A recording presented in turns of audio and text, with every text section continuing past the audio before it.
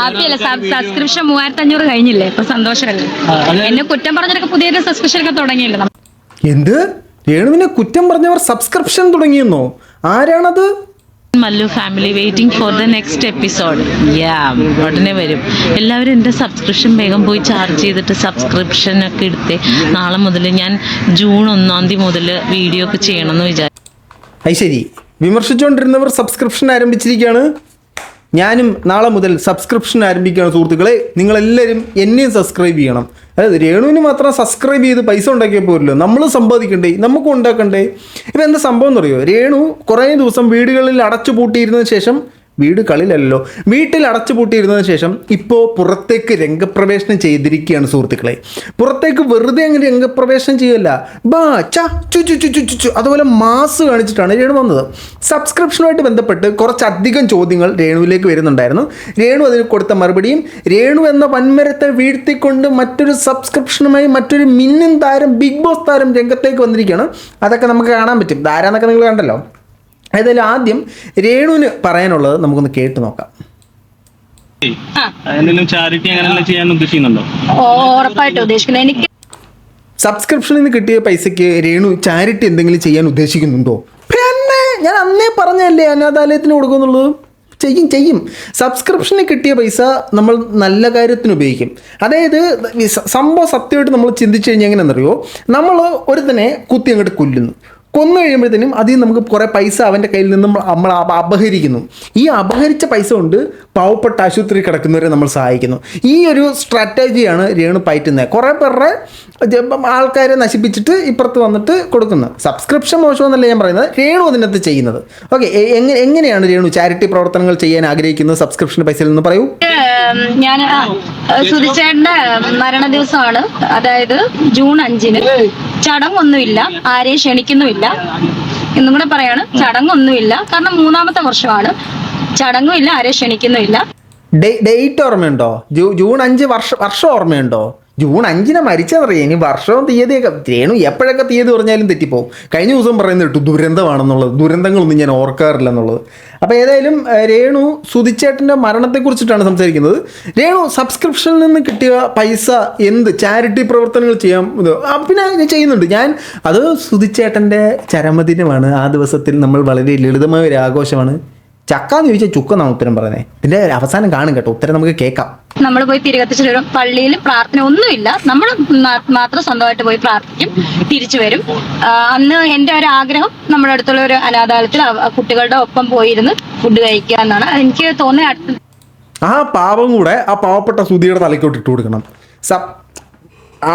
അങ്ങേര് മരിച്ച ദിവസം എന്താ ചെയ്യാൻ പോകുന്നത്? നമ്മൾ പോയി പ്രാർത്ഥിച്ചിട്ട് സബ്സ്ക്രിപ്ഷനിൽ നിന്ന് കിട്ടിയ പണം എടുത്തിട്ട് ചാരിറ്റി ചെയ്യാൻ പോകുന്നത്. അപ്പോൾ പുള്ളിയുടെ മരണവും സബ്സ്ക്രിപ്ഷനും കൂടെ കൂട്ടി യോജിപ്പിച്ച് കഴിഞ്ഞാൽ ആൾക്കാർ കുറ്റം പറയത്തില്ലല്ലോ. ടാക്ടിക്സ് ബുദ്ധിപരമായി നീങ്ങണം, മനസ്സിലായോ? അടുത്ത ദിവസം ചിലപ്പോൾ ഞാനൊന്ന് പുറത്തു പോകുമായിരിക്കും, ഒരു ചിലപ്പോൾ. അപ്പോൾ അങ്ങനെ എന്തെങ്കിലും ഷൂട്ടോ എന്തെങ്കിലും പ്രോഗ്രാം ഉണ്ടെങ്കിൽ ചിലപ്പോൾ ഞാൻ കാണത്തില്ലായിരിക്കും. മക്കളെ വിടും. ഞാൻ എവിടെ ആയിരുന്നാലും സ്വിച്ചിന് വേണ്ടി ആ സമയത്ത് പ്രാർത്ഥിച്ചു. അപ്പം അനാഥാലയത്തിൽ പോകുമ്പോൾ രേണു ഇല്ല. രേണു ജസ്റ്റ് ഒന്ന് പുറത്തോട്ട് പോകും, വിദേശത്തോട്ട് ചുമ്മാ ജസ്റ്റ് പോയിട്ട് വരും, അത്രേ ഉള്ളൂ. ഈ വിദേശത്തോട്ട് പോക്കിനെ കുറിച്ച് നമുക്ക് പറയാം. ഏതായാലും രേണു ചെയ്യുന്ന കാര്യങ്ങൾ കൊള്ളാം. ചാരിറ്റി ചെയ്യാൻ വേണ്ടി അല്ല, ഇപ്പോൾ ചാരിറ്റി ഒന്നും നമ്മൾ പറയണ്ട. സുധിച്ചേട്ടൻ്റെ ചരമദിനവുമായി ബന്ധപ്പെട്ട് അവിടെയുള്ള അനാഥാലയങ്ങളിൽ ഫുഡ് കൊടുക്കുന്നു, നല്ല കാര്യം.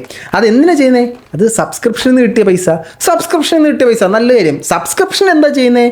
അത് തുണി ഊരിയിട്ട് നാക്കിട്ട് കറക്കിയിട്ട് ക്യാമറ ഇട്ട് 360 ഡിഗ്രി കറക്കി നാട്ടുകാരെ കാണിച്ചു കൊടുത്ത് അവരെ നമ്മൾ സന്തോഷിപ്പിക്കും.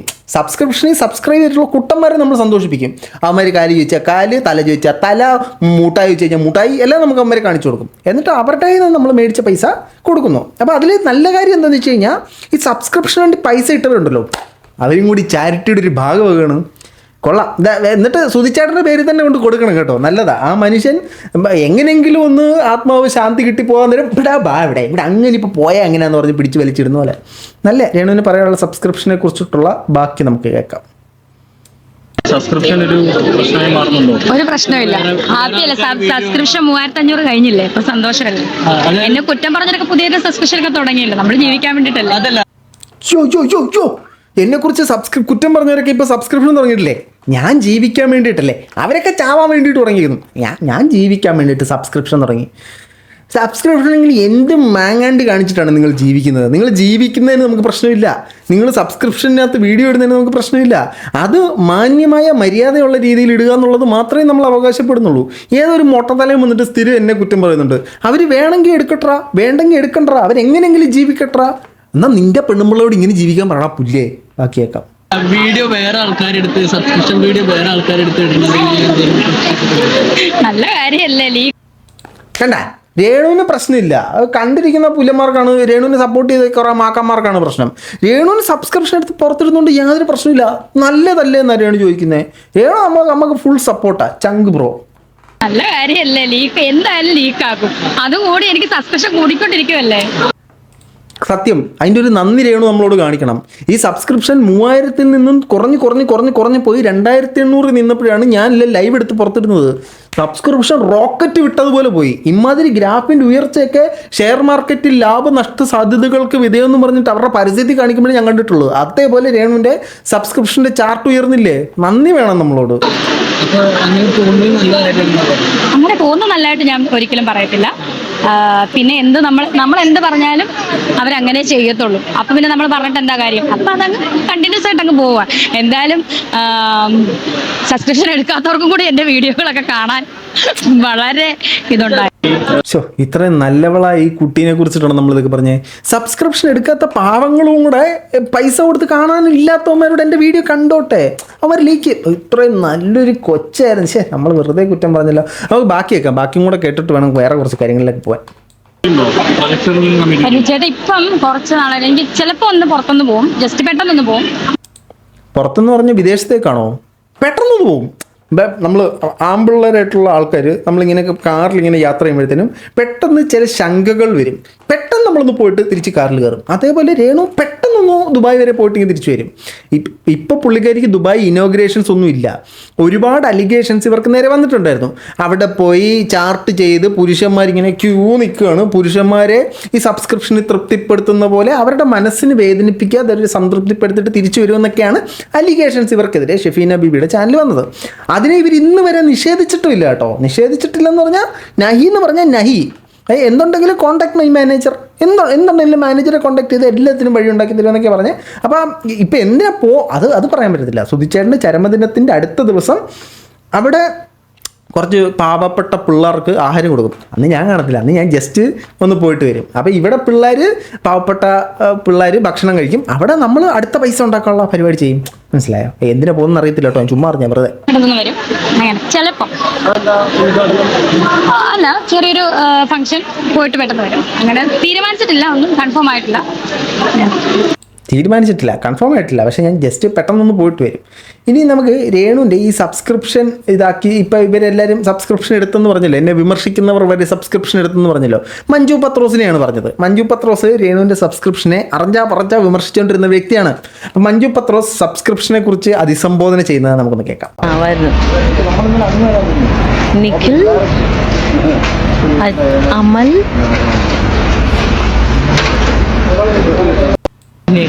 സത്യത്തിൽ എനിക്കിത് പറയാനൊക്കെ ചമ്മലാണ്. എന്നുവെച്ചാൽ അതിനെ ഭയങ്കരമായിട്ട് ഈ പറയുന്ന പോലെ ഞാനിപ്പോൾ പറയാൻ പോകുന്ന സംഗതിനെ ഭയങ്കരമായിട്ട് ഈ ദുരുപയോഗം ചെയ്ത് അത് പുറത്തു പറയാൻ പറ്റാത്തൊരു സാധനമായിട്ട് മാറിയിട്ടുണ്ട്. പുറത്തു പറയാൻ പറ്റുന്ന സാധനമാണ് പറയാൻ വരുന്നേ. നാണിച്ച് ലജ്ജത്തോടെ തല താഴ്ത്തി പറയൂ. എന്നാലും ഞാൻ പറയുവാണ്, മഞ്ജുപെണ്ണേ എടീ രാധിക എന്തോ. മഞ്ജു പെണ്ണേ ഡി രാധിക എന്തോ? ചോദ്യം ചോദിക്കുന്നത് ഞാൻ തന്നെ, ഉത്തരം പറയുന്നത് ഞാൻ തന്നെ. എനിക്ക് മറ്റൊരു തെണ്ടിയുടെ സഹായം ആവശ്യമില്ല. നീ ചോദ്യം ചോദിച്ചാലും ഞാൻ തന്നെ വിളിക്കും ഇന്ന പെണ്ണെന്ന്. അത് കമൻറ്റ് വായിച്ചായിരിക്കും അല്ലേ? എന്തായാലും ചോദ്യം ഉത്തരം എല്ലാം ആൾ തന്നെ പറയുന്നുണ്ട്. പുള്ളിക്കാരി ഭയങ്കരമായിട്ട് ടെൻസ്ഡാണ്. ഇതെങ്ങനെ അവതരിപ്പിക്കും, ഇത് മ്ലേച്ഛകരമായൊരു കാര്യം. ഞാനും ആ ഒരു സെറ്റപ്പിൽ നിൽക്കുകയാണ്, അതുകൊണ്ട് പറ്റുന്നതാണ്. ഞാൻ പറയാൻ പോയത്, എനിക്ക് ഈ ഇൻസ്റ്റയിൽ മറ്റേ സബ്സ്ക്രിപ്ഷൻ്റെ ആ സാധനം വന്നിട്ടുണ്ട്. അപ്പം ഞാൻ ഓർത്തു എന്നാൽ ഒരു സബ്സ്ക്രിപ്ഷൻ തുടങ്ങാം. കേമ സണ്ണിക്കുട്ട, ഇത്രയും നാളും അതിനെ നമ്മൾ വിമർശിച്ചുകൊണ്ട് കിടന്നു. അപ്പം ഇപ്പം ഞാൻ നോക്കിയപ്പോൾ സബ്സ്ക്രിപ്ഷൻ്റെ ഒരു സാധനം വന്നു. അപ്പം ഞാൻ വിചാരിച്ചു എന്നാൽ പിന്നെ അവരൊക്കെ ചെയ്ത് പൈസ ഉണ്ടാക്കുന്നുണ്ടല്ലോ, ഞാനും ചെയ്തേക്കാം. അതായത് ചക്കരക്കുടത്തിൽ കൈയിട്ട ആരായാലും ഒന്ന് ഇല്ലേ. പക്ഷേ സബ്സ്ക്രിപ്ഷനകത്ത് എന്ത് ചെയ്യുന്നു എന്നുള്ളതില്ല പ്രാധാന്യം. അത് കേൾക്കാം. എന്ന് വിചാരിച്ചു. അപ്പോൾ ഈ സബ്സ്ക്രിപ്ഷൻ എന്ന് പറയുന്ന വാക്ക് പറയുമ്പോൾ ഞാനെന്തോ ഒരു മോശം കാര്യത്തിലേക്ക് ഇറങ്ങിത്തിരിക്കണ പോലെ എനിക്ക് തന്നെ ഫീൽ ചെയ്യുന്നു. കാരണം വളരെ കുറച്ച് പേര് ചെയ്യുന്ന ഈ പറയുന്ന തോന്നിവാസങ്ങൾ കാരണം അങ്ങനെയല്ല, എന്നാലും അങ്ങനെ ചെയ്യുന്നത് കൊണ്ട് നമുക്കും കൂടെ അത് കുറച്ചും കൂടി നന്നായിട്ട് യൂസ് ചെയ്യാൻ പറ്റുന്ന ഒരു പ്ലാറ്റ്ഫോമിനെ മോശമായി പോയി. അത് അങ്ങനത്തെ ഒരു നിലയിലേക്ക് അത് വന്നു പോയി. മോശമായിട്ടോ നന്നായിട്ടോ ഒക്കെ ഉപയോഗിച്ച് കണ്ടാൽ മതി. മുന്നോട്ട് പോകുമ്പോൾ നല്ല രീതിക്കാണ് പോകുന്നതെങ്കിൽ നമ്മൾ ആ മര്യാദയ്ക്കൂടെ പോകും. മുന്നോട്ട് പോകുമ്പോൾ മോശമായിട്ടുള്ള രീതിയിലേക്ക് പോവുകയാണെങ്കിൽ നമ്മൾ വിമർശനമായിട്ട് വരും കേട്ടോ. പിന്നെ അതിനകത്ത് നമ്മളെ പുറത്ത് കുറ്റം പറഞ്ഞിട്ടൊന്നും കാര്യമില്ല. അതിന് സബ്സ്ക്രിപ്ഷൻ എന്നുള്ള വാക്കിനെ തന്നെ മ്ലേച്ഛവൽക്കരിക്കുന്ന ഒരു പരിപാടിയാണ് രേണു കാരണം ഉണ്ടായിട്ടുള്ളത്. നമ്മുടെ നാട്ടിൽ സബ്സ്ക്രിപ്ഷൻ എന്ന് പറഞ്ഞാൽ എന്താ, അത് അല്ലേ, ആ ഒരു സെറ്റപ്പിലേക്ക് ആക്കി വെച്ചിട്ടുണ്ട്. അതിന് all credits goes to Renu കേട്ടോ. ഒത്തിരി ആൾക്കാർ ഇത് കാലാകാലങ്ങളായിട്ട് ചെയ്യുന്നുണ്ടെങ്കിലും ആ സബ്സ്ക്രിപ്ഷൻ എന്നൊരു സാധനത്തിന് ഇത്രയും ബൂസ്റ്റ് കിട്ടിയതിൽ രേണുവിൻ്റെ പങ്ക് വളരെ വലുതാണ്. മറ്റേ രേണുവിനെ പ്രത്യേകമായി അഭിനന്ദിക്കണമെന്നാണ് എനിക്ക് പറയാനുള്ളത്. മഞ്ജു പത്രോസിൻ്റെ സബ്സ്ക്രിപ്ഷനെ കുറിച്ചുള്ള ബാക്കി കേൾക്കാം. എൻ്റെ അനുഭവങ്ങൾ. അപ്പോൾ ഞാനൊരു സബ്സ്ക്രിപ്ഷൻ തുടങ്ങുവാണ്. നിങ്ങൾ പറ്റുന്നവർ സബ്സ്ക്രൈബ് ചെയ്യണം. പക്ഷേ സബ്സ്ക്രൈബ് ചെയ്യുമ്പോൾ ഇതേപോലെയുള്ള ത്രസിപ്പിക്കുന്ന രംഗങ്ങളൊന്നും അതിനകത്ത് ഉണ്ടാവരുത്. മാന്യമായിട്ടുള്ള രീതിയിൽ ഇത് കാണിക്കാൻ പറ്റും, ചെയ്യാൻ പറ്റും, നമ്മൾ കാണിച്ചു കൊടുക്കണം, നമ്മൾ പ്രൂവ് ചെയ്യണം. ഇങ്ങനെ കുൽസിതം കാണിച്ചാൽ മാത്രമല്ല, പക്ഷേ ഇതിനകത്തൊരു പ്രശ്നമുണ്ട് കേട്ടോ. ആ സാധനം കാണിച്ചെങ്കിലേ സബ്സ്ക്രൈബേഴ്സിൻ്റെ എണ്ണം ഇങ്ങനെ കുത്തനെ കയറും. അതിന് വളരെ എക്സാമ്പിളാണ് കൃഷ്ണകുമാർ ഫാമിലിയിലെ ഏറ്റവും ഇളയ കൊച്ച് ഹൻസുബി, അങ്ങനെ എന്തൊന്നും ഐഡിയുടെ പേര്. പുള്ളിക്കാരിയുടെ ഒരു ലീക്ക് ആയപ്പോഴത്തേനുമാണ് അതിലേക്ക് ജനങ്ങളുടെ കുത്തൊഴുക്കുണ്ടായത്. അല്ലെങ്കിൽ ഒരു 20, 25, 30, 200 പേരൊക്കെ ചെയ്യുമായിരിക്കും. പക്ഷേ ഇതേപോലെ ഒരു എക്സ്പോസിങ് സാധനം വന്നു കഴിഞ്ഞാൽ കാച്ച് സംഭവം. ഞാൻ എടുത്തിട്ടില്ല കേട്ടോ, എൻ്റെ അവിടെ റിക്കോട്ട് കയറാൻ വരണ്ട. അപ്പോൾ അങ്ങനെ താല്പര്യമുള്ള ആരും സബ്സ്ക്രൈബ് ചെയ്യണ്ട. അല്ലാത്തവർക്ക് പറ്റുന്നവർ സബ്സ്ക്രിപ്ഷൻ എടുക്കണം. എനിക്ക് പറയാനുള്ളത് എൻ്റെ ഈ ഫീൽഡിൽ വന്നിട്ടുള്ള അനുഭവങ്ങൾ, അതല്ലാത്ത എൻ്റെ ജീവിത യാത്രകൾ, ഇനി എന്തെങ്കിലും ചെറിയ യാത്രകൾ പോവുകയാണെങ്കിൽ അങ്ങനെയുള്ള എൻ്റെ രസകരമായിട്ടുള്ള, എൻ്റെ വിഷമിപ്പിക്കുന്ന, എൻ്റെ സന്തോഷങ്ങൾ, അങ്ങനെ എല്ലാം.